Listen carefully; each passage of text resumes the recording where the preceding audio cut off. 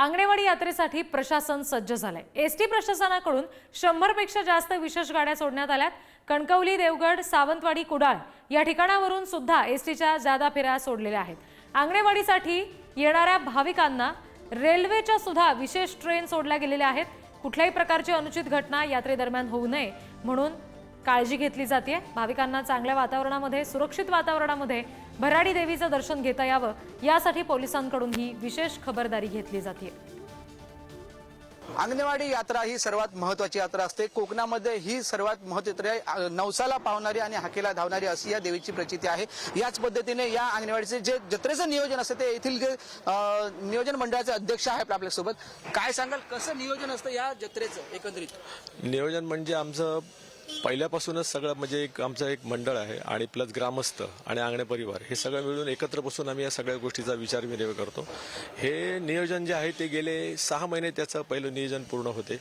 दर्शनाचं नियोजन कसं असेल काय? ह्या दर्शनाचं नियोजन म्हणजे आमच्या 9 ते 10 रांगा आहेत ज्या आतापर्यंत आम्ही आहेत, कारण जेवढे जास्तीत जास्त लोकांचं हे इथनं दर्शन घेऊन लोक कशी बाहेर पडतील आणि अगदी व्यवस्थित त्याप्रमाणे आणखीन आम्ही आता ह्याच्यातही आणखीन थोडीशी आम्ही चेंजेस केलेले आहे। जिथे एंट्री होती तिकडनं आम्ही एक्झिट केलेलं आहे आणि उलटं केलेलं, जेणेकरून म्हणजे काही लोकांचं हे असतो की बाबा लवकर मला दर्शन कसं होईल, तर त्याचप्रमाणे आमचं हे आहे की लवकर कसं दर्शन लोकांना मिळेल आणि लवकरात लवकर इथनं बाहेर मूव्ह होतील या हिशोबाने आमचा तो सगळा खटाटोप आहे। ओटी भरण्याचा कार्यक्रम कधी असतो?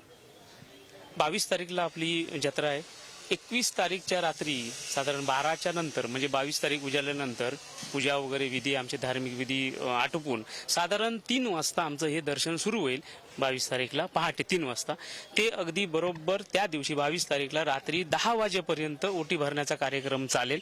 त्यानंतर 10 वाजता देवीला महाप्रसाद प्रत्येक घरातून दाखवला जाणार आहे। त्याचा कार्यक्रम साधारण 2 तास तो चालेल आणि पुन्हा परत हे सगळं धार्मिक विधी आटपल्याच्या नंतर साधारण 2 वाजता किंवा 1-1.5 वाजता साधारण हे ओटी पूर्ववत चालू होईल।